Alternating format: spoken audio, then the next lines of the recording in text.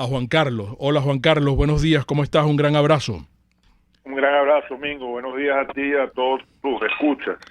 Y además radiovidentes también. Así es, y en el mundo entero, querido amigo, muchísimas gracias por aceptar este especial contigo. Fíjate, yo estaba explicando la estructura del programa de hoy, vamos a tener una hora completa contigo, vamos como hasta las 8:58 aproximadamente. Estas elecciones de los Estados Unidos no son unas elecciones más, no deben considerarse unas elecciones más. Pudieran tener hasta la trascendencia de ser las elecciones más importantes, más significativas en la historia de los Estados Unidos desde 1860, por ejemplo, como coinciden muchos analistas en señalar, porque además no es que es la contienda entre Trump y Biden, están en juego dos modelos de vida que impactarán, dependiendo de quién gane esas elecciones, esa contienda electoral en la humanidad entera, en el mundo entero, para decirlo en términos amplios, ¿no? Porque el doctor Juan Carlos Soso Aspurúa, nosotros hemos entrevistado en varias oportunidades a Carlos Alberto Montaner, y Juan Carlos le respondió un artículo reciente a Montaner. Quisiera también que habláramos de eso, Juan Carlos, porque, insisto, están muy próximas las elecciones de los Estados Unidos. Debemos tener una conciencia en el mundo entero del resultado de esa contienda. Las encuestas dan como ganadora a Joe Biden. Es una campaña inusual que está impactada por la pandemia. Y el equipo de producción va a ir colocando algunos sonidos, algunos extractos de algunas cosas que han sucedido recientemente para también escuchar tu análisis. ¿Por dónde crees que debemos comenzar a desmenuzar este temazo del día de hoy? Bueno, Mingo, efectivamente, como muy bien dices tú, estas son unas elecciones absolutamente históricas. No son unas elecciones comunes y corrientes, digamos, que quizás es lo que ha caracterizado a los Estados Unidos, que históricamente los procesos electorales han sido armónicos y no hay mucha, aunque siempre ha habido, por supuesto, diferencia entre los republicanos y los demócratas. De alguna manera, el Partido Demócrata en el pasado era un partido bastante moderado, integrado por gente que tenía ideas quizás distintas a los republicanos en una serie de detalles, pero las diferencias no eran tan sustanciales, es decir, no había nada particularmente complejo desde el punto de vista de las diferencias, más allá de repente de algunas posturas que obviamente que son importantes, como el tema del aborto, ¿no? Y el tema de ciertas libertades civiles, ¿no? Y ciertas formas de quizás de percibir el rol del Estado en la sociedad, pues sobre todo en el tema económico y en el tema de los impuestos, ¿no? Sí. El Partido Demócrata y el Partido Republicano, esencialmente en el pasado, se diferenciaban porque, bueno, el Partido Demócrata siempre ha tenido una posición de mayor intervención en la sociedad, en que el Estado intervenga más en la sociedad, que sea más paternalista, que sea más ingerente, pues, en lo que son las actividades cotidianas de los individuos que integran una sociedad, ¿no? Mientras que el Partido Republicano, un partido mucho más conservador, más impregnado de los valores puritanos de los padres fundadores de los Estados Unidos, en el sentido de que es un partido que cree fielmente en la propiedad privada y además en la fuerza que tiene el individuo para esculpir su futuro, para esculpir su destino, para esculpir su vida, ¿no? Sí. Eso es fundamental entenderlo. O sea, mientras el Partido Demócrata de alguna manera siempre ha concebido al individuo de una manera débil, en donde el individuo es un individuo más propenso a no poder satisfacer sus propias necesidades sin la ayuda de otros.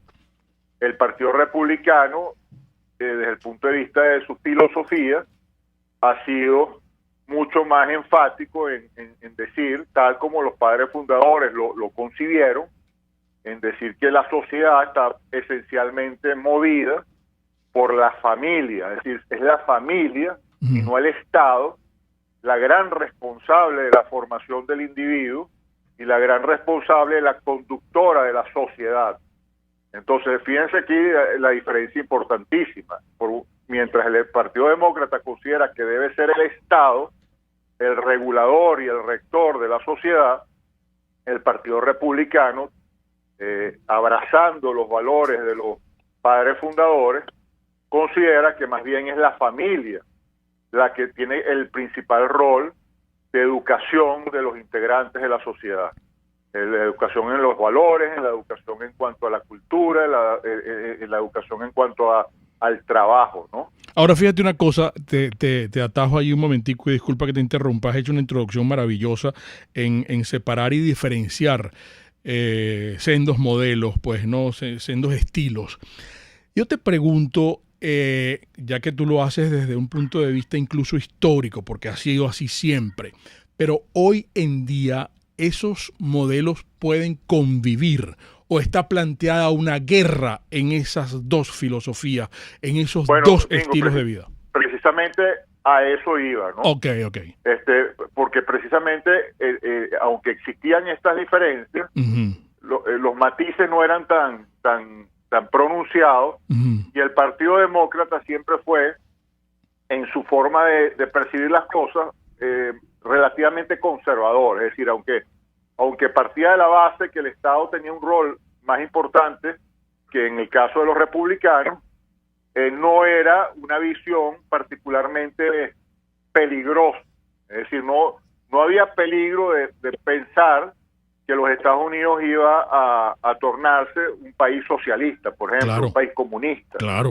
Eso es una cosa que era impensable. Una locura. Pues, porque precisamente es una sociedad, además, que durante los siglos que tiene, se dio a la tarea de construir unas instituciones muy fuertes, o sea, sobre todo en la Corte Suprema de Justicia y el mismo Congreso, pues a través de su estructura bicameral, la Cámara de Representantes, la Cámara del Senado.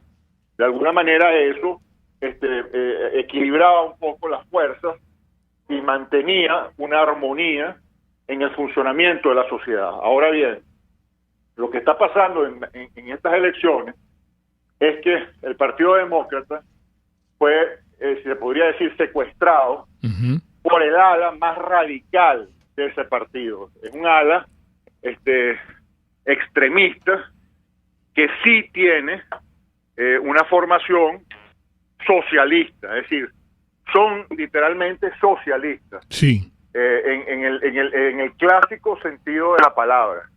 Es decir, ya no son, digamos, personas que se las dan de modernas, contemporáneas, con visiones de avanzadas, sino que son, bueno, socialistas en el sentido clásico de la palabra. Es decir, son personas que consideran que el Estado tiene que ser el rector de la sociedad y que los individuos tienen que estar supeditados a esas directrices, y sobre todo en el tema económico, que es lo más grave del asunto, piensan pues efectivamente que las clases más pudientes, los empresarios, etcétera, son una especie de enemigos de la sociedad, y hay que castigarlos a través de unos impuestos altísimos. Entonces, si tú le clavas unos impuestos tan altos al aparato productivo, evidentemente vas a destruir ese aparato, lo vas a dañar, lo vas a limitar a tal punto que vas a generar pues precisamente lo que se trata de evitar, que es el desempleo, el desempleo, la inflación, la recesión, y además empieza a aislar al país, que era un poco lo que estaba haciendo Obama, porque esto empezó con Obama. Obama fue el que comenzó realmente a contaminar, a envenenar el sistema orgánico del Partido Demócrata. Y entonces, por ejemplo, en materia internacional, el gobierno de Obama fue terrible para los Estados Unidos, porque debilitó al país como potencia mundial, y esto es muy importante entenderlo. Claro. En el mundo, nosotros estamos plagados de enemigos de lo que yo llamo los enemigos de la civilización occidental. ¿Cuál es la civilización occidental? Vamos rápidamente a hacer una descripción de lo que es la civilización occidental. Sí. La civilización occidental nace en la Grecia clásica, es decir, cuando precisamente en Grecia estaba Pericles mandando en el siglo IV antes de Cristo. Tú estás hablando de un individuo en el 400 antes de Cristo, me refiero. Estás hablando de un individuo efectivamente que por una visión espectacular de la vida y del mundo y del universo permitió una apertura tal que se generaron un mar de pensamientos, sobre todo en pensamientos filosóficos, que permitió precisamente lo que es la comprensión del universo y la comprensión de lo que debe ser la sociedad. Eso dio paso, por supuesto, a lo que fue el Imperio Romano, que llevó estas ideas griegas a lo que llamamos el mundo conocido, ¿no? Sí. Después vino, por supuesto, todo lo que conocemos de la Edad Media, que fue quizás la época más espiritual, si quiere, del mundo, en el sentido en que la Iglesia Católica tomó un poder sumamente supremo, importante, sí, y se volcó, digamos, el pensamiento más hacia el tema espiritual y metafísico. Pero después vino el Renacimiento, que fue básicamente la recuperación de los valores de la Grecia clásica, y entonces el enfocarse en la importancia del individuo, es decir, de que el individuo, el hombre, el ser humano, alcanzara los más altos niveles de evolución y de desarrollo posible, sí, en cuanto a todo lo que son las manifestaciones más hermosas del ser humano, espirituales, el arte, la creación artística, la creación intelectual, literaria, la creación política, es decir, todo lo que tiene que ver con el hacer del hombre. Sí. En el Renacimiento, por supuesto se puso un énfasis en eso, y eso llevó, por supuesto, a lo que llamamos el periodo de la Ilustración, que es el periodo en donde el conocimiento florece, se universaliza, y eso da pie a todo el proceso de industrialización y al desarrollo que nosotros hemos venido experimentando en los últimos 100 años, el desarrollo científico y el desarrollo tecnológico y cultural. Entonces, pero todo eso, Mingo, ha estado centrado en un concepto nuclear que nos enseñan a todos en el colegio cuando somos chiquitos, que es el tema de la familia como el eje y el núcleo de la sociedad. La familia como el motor de la sociedad y la lo célula que principal. concentra los valores que se le tienen que enseñar a un individuo para poder efectivamente desarrollarse en la vida y alcanzar sus máximos niveles. Entonces, esa es la civilización occidental, en donde tanto el hombre como la mujer tienen derechos humanos iguales y son respetados en toda su magnitud, partiendo de la importancia de la vida. Además, es decir, se le da a la vida un rol y una importancia suprema, es decir, la vida es sagrada, y entonces todo el ordenamiento jurídico de la sociedad está sustentado en el respeto a la vida, y por supuesto también, que está colateral a eso, a la propiedad privada. La propiedad privada es sagrada. ¿Por qué? Porque a partir de la propiedad privada el individuo puede desarrollarse, puede alcanzar esos niveles de altura espiritual, intelectual, que precisamente parten de estas ideas de la civilización occidental. Ahora, entonces, esta nueva sociedad socialista norteamericana, tú has nombrado a Obama, pero comienza a gestarse cuándo y dónde. El ciudadano norteamericano se relajó por la vida que tenía y la política era secundaria por las bondades de vivir de lo que significaba vivir en libertad en los Estados Unidos. Sin embargo, se estaba generando en las escuelas y en las universidades, que venían trabajando desde abajo estos socialistas para hacer el cambio que hoy se está haciendo evidente, ¿o no es así? Bueno, hay algo de eso, pero no es algo tan digamos, tan natural y tan bonito como tú lo pones. Es decir, detrás de esto hay agendas de poder, agendas perversas, pues, agendas de organizaciones y de individuos que parten de la base de la importancia de controlar a la sociedad. Esto viene, y esto es importante también recalcarlo, a principios del siglo XX, bueno, más o menos 1920, por allí, floreció lo que llamaron la Escuela de Frankfurt. La Escuela de Frankfurt estaba integrada por individuos de altura como Adorno, como Karl Popper, etcétera, pensadores de gran calibre, sí, cómo no, que básicamente desarrollaron la tesis de las superestructuras del poder, en donde ellos, esto es lo que llaman la supremacía del poder. El pensamiento, es un pensamiento, el marxismo cultural, por decirlo de alguna manera, lo llamaron el marxismo cultural, como pensamiento en el sentido superior. que ellos partían de la base, porque acuérdate que Marx decía que todo dependía de él, quién controlaba los medios de producción. Todo, sí. Los medios de producción estaban controlados por unos muy pocos que sometían entonces a la mayoría a su voluntad de poder, ¿no? Entonces vino la Escuela de Frankfurt y dijo, bueno, no solamente son los medios de producción, sino los medios de comunicación. Y a partir de los medios de comunicación tú creas lo que llaman la superestructura del poder, y entonces quienes controlan los medios de comunicación son los que tienen el poder total, la realidad del mundo. Es decir, todo lo que nosotros percibimos, las cosas que creemos que necesitamos para poder vivir bien, nuestros anhelos, nuestros deseos, nuestras ambiciones, todo eso está mediatizado por lo que nos transmiten los medios de comunicación. Entonces la Escuela de Frankfurt decía, quien controle los medios de comunicación controla el mundo, controlan básicamente las percepciones, controlan la realidad, son los que hacen la realidad, en otras palabras. Entonces lo que tú crees que tú estás pensando por tu propia cuenta y resulta que no, que te están transmitiendo a través de los programas de televisión, de las películas que ves, de los programas de radio, de la música que escuchas, de lo que te enseñan en los colegios, etcétera. Todo eso está creando lo que es tu realidad, lo que tú crees que es la realidad. Entonces, por supuesto, quienes dirigen eso son los que tienen el poder. Entonces, estas agendas, que te decía, las agendas perversas, son agendas de personajes tipo este señor que tanto suena, George Soros, mucho dinero, que consideran efectivamente que unos pocos, como unos tiriteros, son los que tienen que controlar el mundo. Son los que tienen que controlar el mundo, tan sencillo como eso. Este señor, George Soros, que es el que dirige una organización que se llama Open Society, un poco fundamentándose en el pensamiento supuestamente de Karl Popper.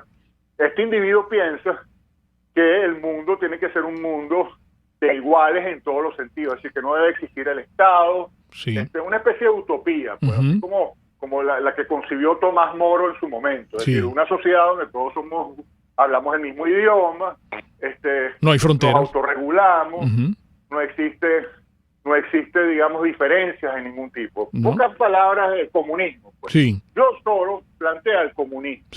Comunismo literalmente, o sea, desde el punto de vista funcional, sería una sociedad utópica, efectivamente, donde todos somos maravillosamente iguales, ¿no? Pero sabemos que eso es imposible, eso contradice la naturaleza humana. ¿Pero qué hace George Soros para lograr eso? Bueno, para empezar, él manipula. Vamos a hacer algo, vamos a hacer algo, Juan Carlos. Vamos a ponerle puntos suspensivos a eso, porque tengo que ir a máster. Aprovecho la oportunidad para recordar que estamos hablando con el doctor Juan Carlos Sosas Puro en un especial de 1 hora completa de nuestro espacio por todo. Because the question is, will you shut up, man?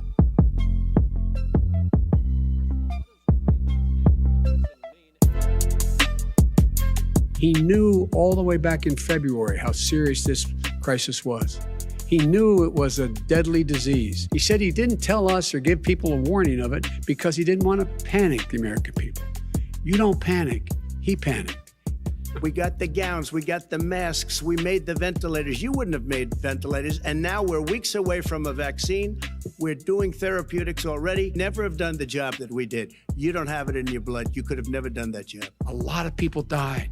And a lot more are going to die unless he gets a lot smarter, a lot quicker. Mr. President?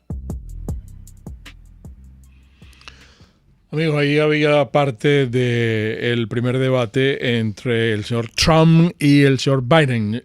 Juan Carlos, yo creo que vamos a tener que comprometerte para hacer varios programas contigo de aquí a las elecciones, porque va a ser bien cuesta arriba que podamos satisfacer todas las inquietudes de los amigos que te han estado escuchando desde el primer momento, desde que empezamos el programa.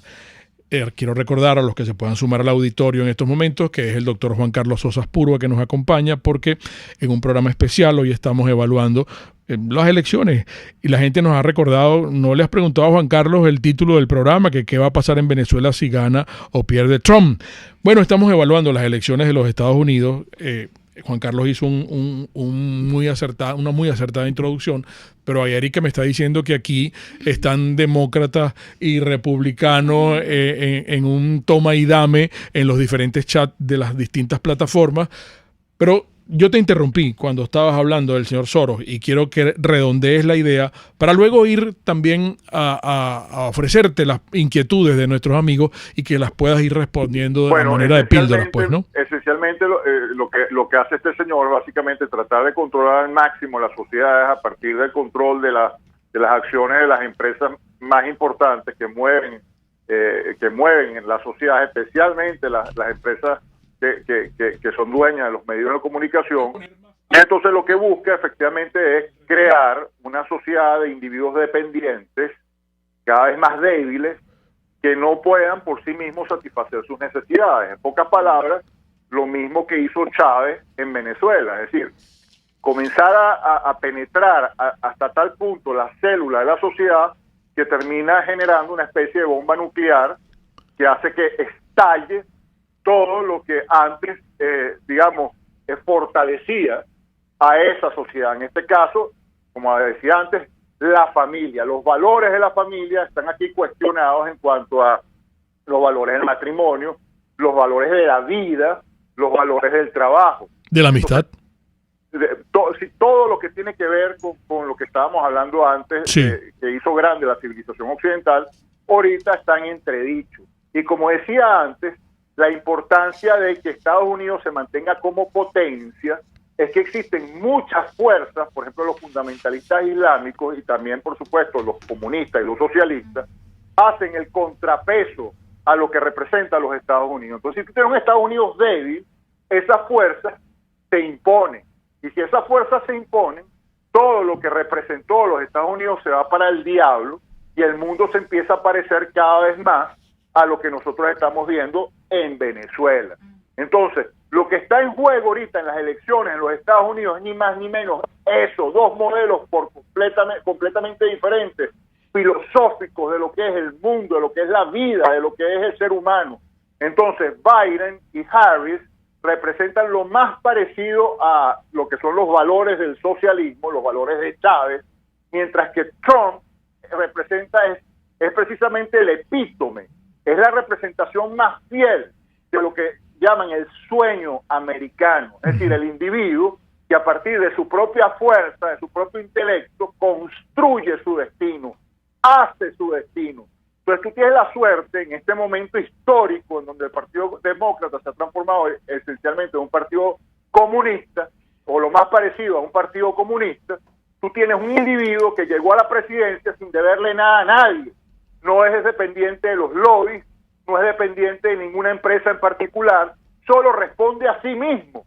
Entonces, un individuo de esta naturaleza, en donde no tienes ninguna fuerza oscura que lo está sosteniendo, como en el caso de Obama, en el caso de Hillary Clinton, en el caso de Biden y el caso de Kamala Harris, que tienen fuerzas oscuras, manos peludas detrás, moviendo a los muñecos.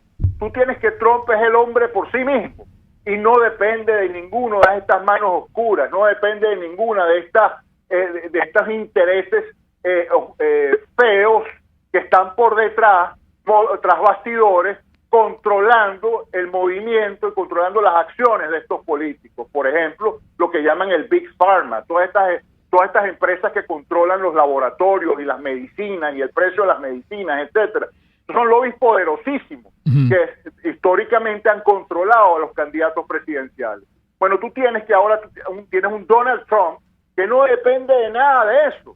que hace las cosas de acuerdo a como le parece que deben hacerse para que efectivamente Estados Unidos se conserve, número uno, como una potencia mundial sin precedentes, es decir, que no exista ningún país que le pueda hacer sombra a los Estados Unidos.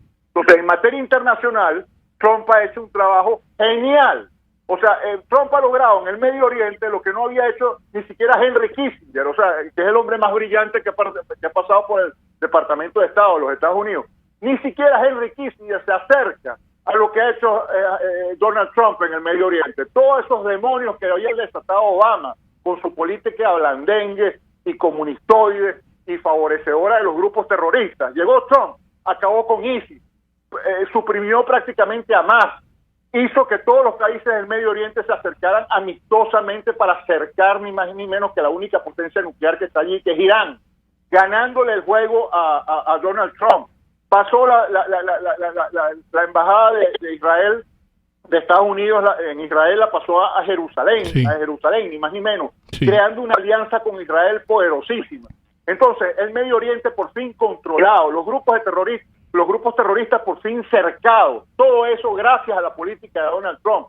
En Asia Central domina por completo, es decir, ha logrado suprimir el control de China, ha logrado suprimir el control de Rusia, hizo que la OTAN se transformara verdaderamente en lo que tenía que ser. Entonces controla las aguas del Mar del Norte, controla las aguas del Mar Negro, controla las aguas del Mar Mediterráneo, tiene presencia en el Círculo Polar Ártico, tiene presencia en el Medio Oriente de una manera absolutamente total, de tal manera que los demonios del Medio Oriente no van a poder manipular como antes los precios del petróleo, como les daba la gana. Ahora no, ahora tú tienes unos Estados Unidos con unos acorazados importantísimos allí, ejerciendo una presión y un poder que antes no se veía en los últimos 50 años. En materia económica, Trump disparó a los Estados Unidos como ningún presidente en ninguna época de la historia de los Estados Unidos había hecho. Disparó los valores de Wall Street, es decir, la bolsa de valores de Nueva York se puso a niveles estratosféricos gracias a Donald Trump. Todas las tasas de desempleo bajaron notablemente.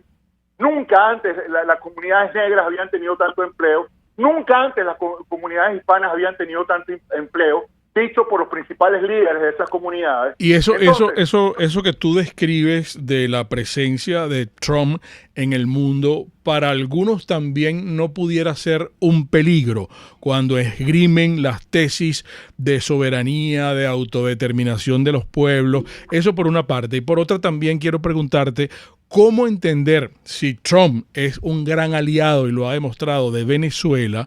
¿Cómo hay gente, políticos, influenciadores, artistas, periodistas, etcétera, que han salido escapando de aquí, de este chavismo, madurismo, y apoyan a Biden abiertamente? ¿Y eso cómo se puede digerir? Porque ¿qué pasa? Que Trump, como buen presidente que es, como buen estadista que es, ha puesto unas restricciones muy importantes en el tema migratorio, como debe ser. Es decir, en pocas palabras, él está diciendo, yo voy a respetar, por supuesto, a las personas que vengan a los Estados Unidos, pero tienen que cumplir las leyes y tienen que también cumplir ciertos parámetros en cuanto a sus características individuales. Uh-huh. Nosotros no podemos llenar Estados Unidos a cualquier persona que le dé la gana de entrar, porque entonces, bueno, se nos transforma Estados Unidos en un país musulmán, por ejemplo, como está pasando en Inglaterra o en Francia, o se nos transforma en un país comunista, como pasó en Latinoamérica, que, bueno, le dimos rienda suelta a la inmigración, empezó a venir gente que no tenía ninguna capacidad de trabajo, de valores familiares ni nada, y se nos llenaron las sociedades efectivamente de crimen y de una cantidad de costos sociales altísimos que tenía que solventar el Estado a través de ¿qué? De la imposición de impuestos, claro, impuestos que suprimen, por supuesto, el aparato productivo, el empuje de una sociedad. Sí. Entonces, básicamente, estos venezolanos que se van a los Estados Unidos quieren recibir un trato muy suave desde el punto de vista migratorio, que no se le pongan mayores restricciones, que todo se le apruebe muy fácilmente y bueno, que puedan vivir en los Estados Unidos sin ningún tipo de requisito estricto de cumplir. Biden está en cierta forma prometiendo eso, regalando esa idea. Exacto. Entonces, estos venezolanos que están yendo a los Estados Unidos creen que Biden los va a consentir desde el punto de vista migratorio, uh-huh, porque Trump efectivamente está estableciendo medidas más estrictas. Un control. Sin embargo, esas medidas estrictas no han evitado que todos estos venezolanos que se han ido del país efectivamente hayan llegado a los Estados Unidos, e inclusive hoy en día, como decía esta mujer el otro día en la entrevista de Carla, pueden votar. Erika de la Vega. Pueden votar, sí. Significa que ya les han dado todos los beneficios que se necesitan para vivir en Estados Unidos como si fuesen estadounidenses, ¿no? Entonces, ¿qué es lo que pasa? Que también vienen con una formación ideológica totalmente contaminada y envenenada. Entonces se dejan llevar por los programas tipo la de las Kardashian y estas cuestiones, en donde ponen a los candidatos demócratas, a la Kamala Harris, no sé qué, como los candidatos cool, como los candidatos chéveres, como los candidatos que son simpáticos y que están populares, en sintonía con la gente, y son buenos y hablan bonito y son moderados y no sé qué. Toda esta paja que te venden, por supuesto, los medios de comunicación controlados por personajes como George Soros. Sí. Porque ¿qué es lo que pasa? Que Trump llegó a ser un líder y a hacer las cosas que se tenían que hacer. Es como el papá, ¿entiendes?, en la casa, que pone las normas y dice: señores, ustedes se tienen que acostar a las 10 de la noche, tienen que hacer sus camas, tienen que comer en los horarios de la casa 3 veces al día, tienen que ir al colegio, tienen que estudiar, tienen que sacar buenas notas. Eso es lo que hace un padre de familia, ¿verdad? Sí. Bueno, los demócratas son los que le dicen a los niños: bueno, ustedes pueden llegar a la hora que les dé la gana a la casa, no tienen que comer como en la mesa, pueden comer en sus cuartos viendo televisión, pueden dejar la cama sin hacer, pueden hacer lo que les dé la gana, en pocas palabras. Es un poco la nota, ¿ves? Sí, Entonces, estos son personajes poco inteligentes, esa es la pura realidad, poco versados, que no tienen ni idea de la historia, no tienen ni idea de nada, porque no estudian un carrizo. Entonces, bueno, se dejan llevar por las tendencias de los chéveres. Ay, Biden y Kamala, qué chévere este grupito. Igualito que aquí en Venezuela hicieron con Chávez. Es así. Que Chávez era el cool porque venía antisistema y era distinto y era un tipo joven, no sé qué, fuerte, que venía hablando duro contra los partidos políticos y la corrupción, y la gente se dejó llevar por esa paja. Bueno, pasa exactamente igual. Trump es el padre de familia estricto que dice: señores, en esta casa tiene que haber orden, tiene que haber disciplina, tiene que haber esfuerzo, tiene que haber trabajo. Y Biden que dice: ay, no, chicos, pero eso no es tan importante, ¿vale? Esas cosas, ay, pero por favor, no puede ser tan estricto, pobrecito el niñito, no sé qué, tienes que tratarlo como un niñito, hay que pasarle la mano por la cabeza y consentirlo y dejar que haga lo que le dé la gana. Esa es un poco la dinámica. Chris, let me just say something, that it was the tax laws. I don't want to pay tax. Before I came here, I was a private developer. I was a private business people. Like every other private person, unless they're stupid, they go through the laws, and that's what it is. He passed a tax bill that gave us all these privileges for depreciation and for tax credits. We build a building and we get tax credits like the hotel. Las encuestas dan ganador en estos momentos al señor Joe Biden. Yo particularmente no creo en los medios de comunicación gringos. Eso es una apreciación personal. Pero comprometemos a Juan Carlos. Estamos en el último segmento. Nos quedan unos 9 minutos, ni siquiera 10, de programa. Juan Carlos, Erika te quiere saludar y quiere hacer un resumen. Va a ser muy difícil de todas las participaciones. Buenos días, doctor Sosa. Los oyentes le comentan: en Rusia hicieron lo mismo al caer en el comunismo. Háblame un poquito más duro, que te oigo muy lejos. Sí. ¿Me escucha? Ahora sí, mejor. En Rusia le comentan a los oyentes, uno de los oyentes, Luis Pérez, le dice: en Rusia hicieron lo mismo al caer en comunismo. La mafia rusa se apoderó a punta de leyes de todas las empresas del Estado y salieron millonarios. Así hace esta mafia roja chavista. Pedro Sánchez comenta: Trump representa el mayor aliado internacional que tenemos los venezolanos para la lucha contra el Estado criminal, que hasta ahora ha tenido en jaque al régimen, cosa que la oposición no ha logrado. Un oyente que se identifica como Criollísima 2012 dice que qué casualidad el secuestro de partidos por áreas radicales. Lo vemos con mucha frecuencia, es la nueva moda de la democracia, así es como los comunistas acceden al poder en estos tiempos. Esos son partes de los comentarios tratando de sintetizar. Muy bien, oye, comentarios muy inteligentes, ¿no? Sí. Pero para ver, básicamente para enfocarnos ya en el tema venezolano, hay que recordar que Obama durante 8 años no hizo absolutamente nada para desestabilizar al régimen venezolano, todo lo contrario. Al final más bien creó una alianza con Cuba, en donde básicamente querían hacer de Cuba como Rusia, lo que está diciendo uno de los oyentes tan inteligentemente cuando habla de las mafias. O sea, básicamente, ¿qué es lo que pretendían? Crear una serie de mafias que controlaran unas empresas en Cuba en alianza con el régimen y bueno, y hacer fortunas, ¿no? Eso era lo que se estaba previendo durante el gobierno de Obama, y por eso es que Obama y Biden estimularon que bueno, que fuera Karl Lagerfeld a Cuba y organizara el desfile de Chanel y abriera las puertas supuestamente a lo que iba a ser la nueva Cuba, una especie de Rusia tal cual, o de China, pues. Sí. Bueno, China no tanto, porque China sí tiene gente muy competente en su gobierno, pero bueno, un partido, un régimen controlando todos los elementos de la sociedad y un grupito aliado a ese régimen, bueno, haciendo fortunas incalculables a través de operaciones mafiosas. Eso es lo que representa Biden y Obama. Y por supuesto nada para sacar al régimen de Venezuela, para cambiarlo. Mientras que Trump es todo lo contrario. Trump sabe perfectamente bien que estos tipos son unos asesinos, que son unos sinvergüenzas, unos ladrones, y que se destruyeron todo lo que precisamente conforma el concepto de civilización occidental. Lo destruyeron, acabaron con eso. El tema del individuo, de lo que estábamos hablando antes. Entonces, Trump es el único presidente de los Estados Unidos que tiene la capacidad, y ya lo demostró, de agarrar el teléfono, hablar con los principales jefes de Estado del mundo, de los principales países del planeta, y decirles, ustedes se ponen en sintonía conmigo. Aquí vamos a acabar con el régimen de Venezuela. Vamos a acabar con esa gente. Lo primero que tenemos que hacer es desconocerlo, cosa que antes no había sucedido, ¿verdad? Pero no lo han hecho. Gracias a Trump se condenó al régimen de Maduro.